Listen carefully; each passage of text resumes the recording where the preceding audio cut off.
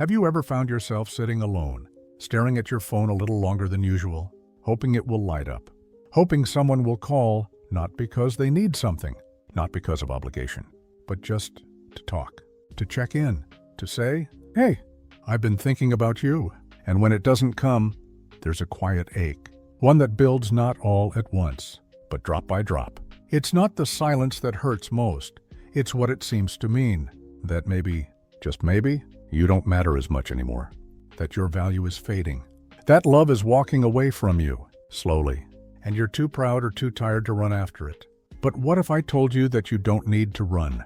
That chasing anyone's love, especially now, is not only unnecessary, but beneath the dignity you've earned. You've spent a lifetime loving, giving, showing up, and if someone can't see your worth without you constantly proving it, maybe it's not your job to remind them anymore. That's a hard truth, especially for people like us, those who were raised to hold families together, to give endlessly, to define love through sacrifice.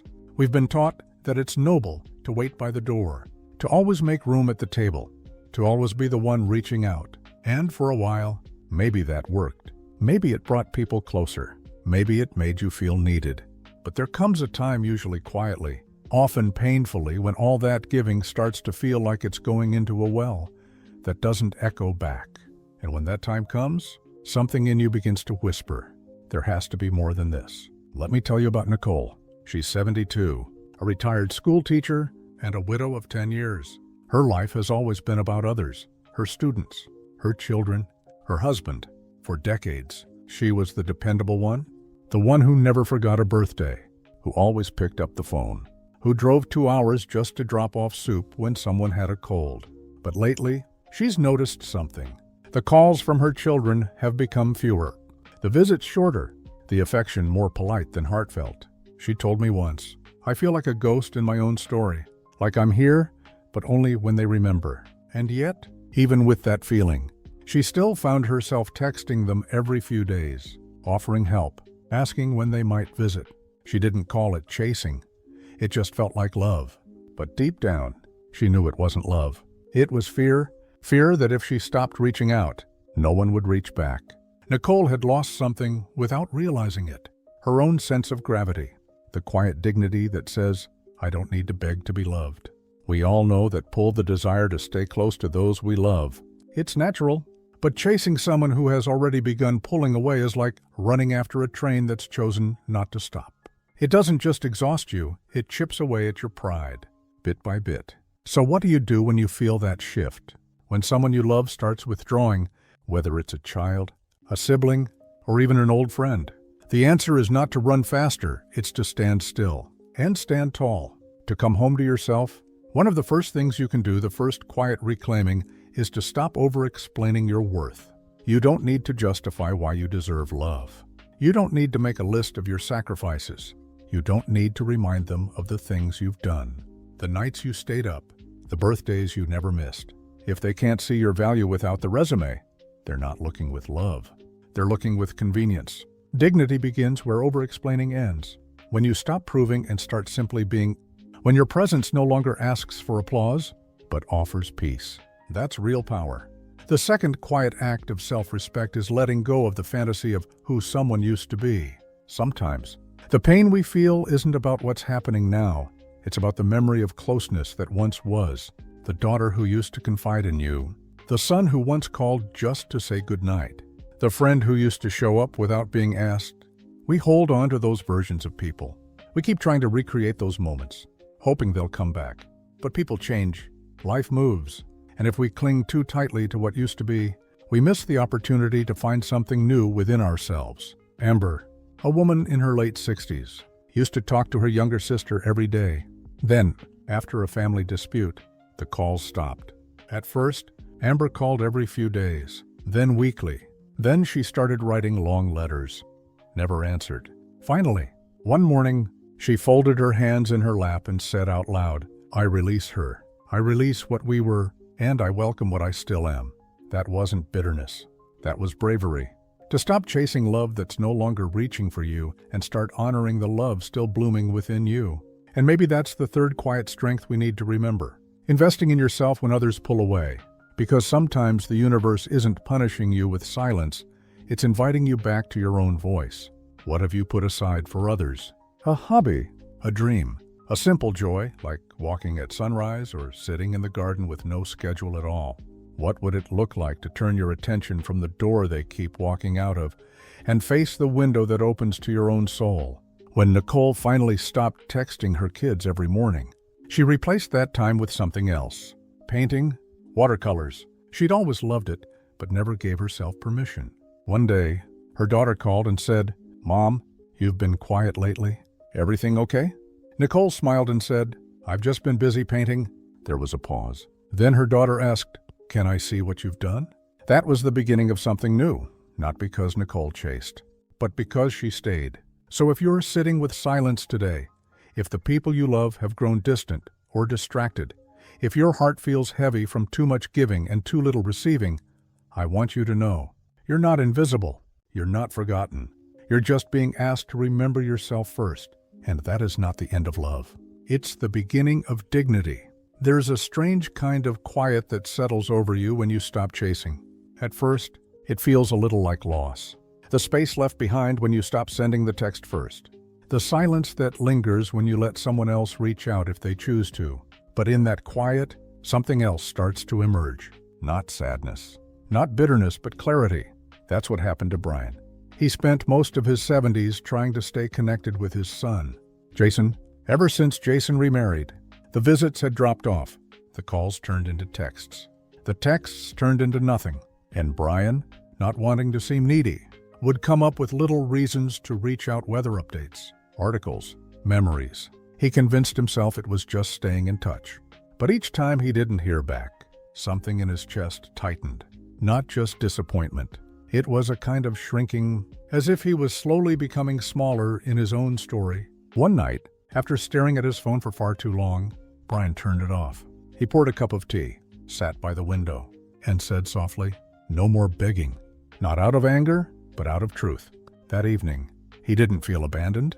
He felt free. Sometimes the hardest dignity is the one that happens in private. The moment you choose to stop shrinking, to stop pleading, to stop proving, that's when you begin the real work. Rebuilding the bridge back to yourself. And that's the quiet shift many of us are afraid to make, choosing stillness over chasing. Because chasing gives us something to do. It gives us the illusion of control. But stillness, that takes courage. Stillness is where the real work begins. It's where you start asking yourself, who am I when I'm not needed? Who am I when I'm not fixing everything? And the answer is never less. The answer is always more grounded, more whole, more real. Nicole, who began painting again, found something deeper than distraction. She found a part of herself that hadn't spoken in years. And the beauty is, when you stop running after love, you start walking toward peace. But that peace doesn't come all at once. It comes in layers. And one of those layers is this: releasing the expectation that others will meet you where you are. Expectations are heavy, aren't they? We carry them around like folded notes in our hearts. They'll call, they'll remember my birthday. They'll come visit this time, and when they don't, the silence feels like a verdict. But sometimes, dignity is letting people be who they are, even when it hurts. Because chasing someone who doesn't know how to show up doesn't teach them, it only exhausts you. Melissa had always expected her grown children to call every Sunday. It was a family tradition she held onto like a lifeline. But after a few years of being the only one who remembered, she sat herself down and asked, what if I stopped waiting? What if I gave myself the peace I've been expecting from them? So she did. She stopped keeping Sundays open. She started hiking, baking, visiting the neighbor she used to always cancel on. She created a new rhythm, and in time, her children noticed, not because she scolded them, but because her energy had changed. She wasn't waiting at the phone anymore. She wasn't bitter, she was busy. And somehow, that made her magnetic again. There's something undeniable about a person who values their time, who fills their own life with joy instead of filling the silence with disappointment. That's not detachment, it's quiet confidence. And that brings us to one of the most transformative dignities of all, saying no without guilt. You've probably spent much of your life saying yes. Yes to babysitting, yes to helping, yes to rearranging your day so someone else could breathe easier. And that kind of giving is beautiful when it's freely chosen. But when it's expected, when it becomes a currency for being included, that's not generosity. That's survival. Eric used to cancel his plans anytime his son called with a request.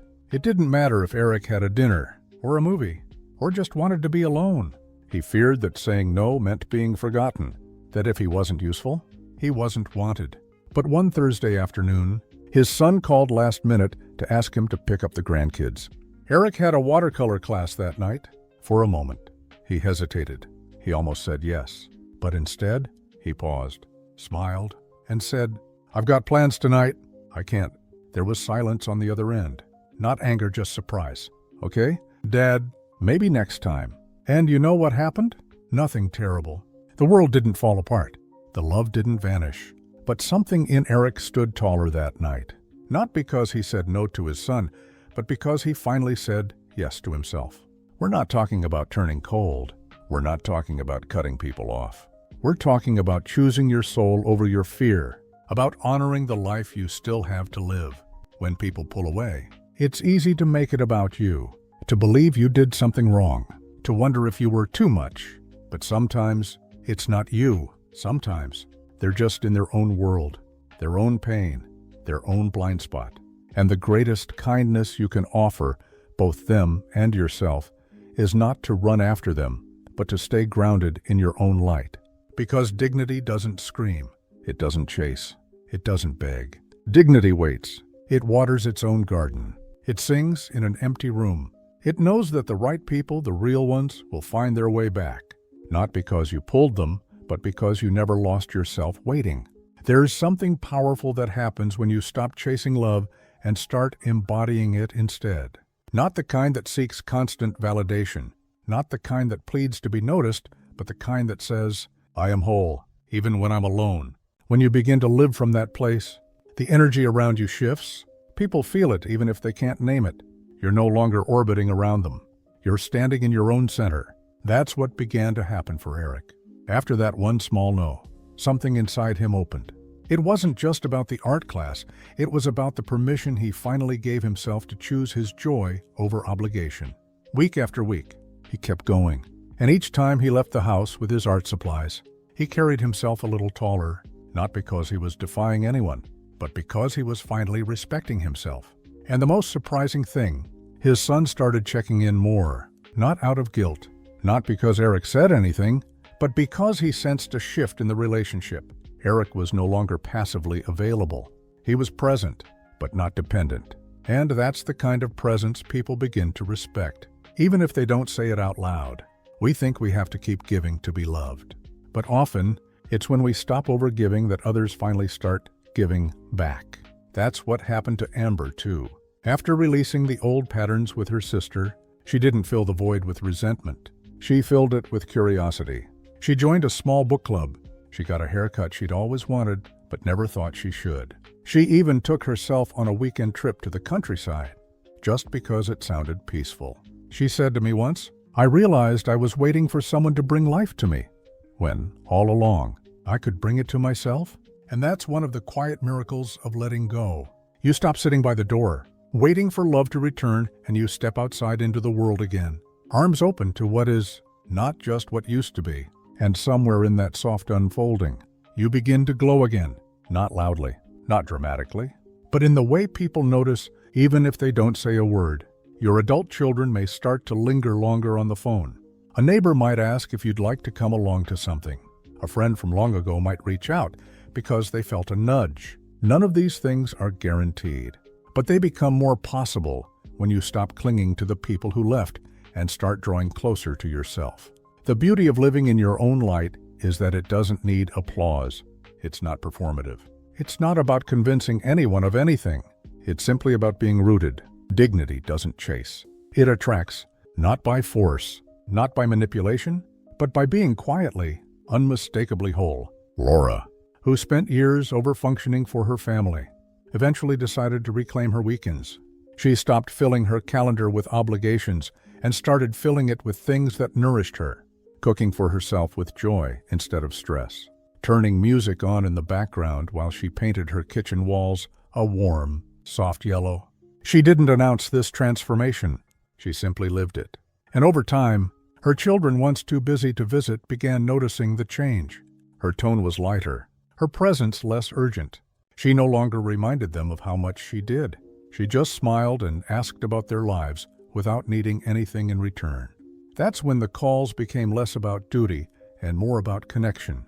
It wasn't because she taught them a lesson. It was because she stopped seeking love and started being love. To herself first. We often confuse love with effort. We think if we just try harder, do more, give more, they'll come back. But love that's earned through exhaustion isn't love at all. It's a contract, one that slowly drains the soul. And here's the truth that doesn't get said enough. You don't have to exhaust yourself to be included. You don't have to disappear to be liked. You don't have to keep proving that you matter. You already do. There is nothing more sacred than the version of you that knows your own worth. The you that can sit in silence without shame. That can hear the sound of your own breath and know this is enough. You don't need to be loud to be heard. You don't need to be needed to be worthy. You only need to stand firmly in your light, again and again. Because when you do, something remarkable happens. You become magnetic not to everyone, but to the right ones. The ones who see you not as a backup plan, not as a duty, but as a whole person who still has a life worth honoring. That's the real return. Not them calling you back, but you calling yourself back. Back to joy, back to rest, back to laughter that doesn't depend on someone else's presence.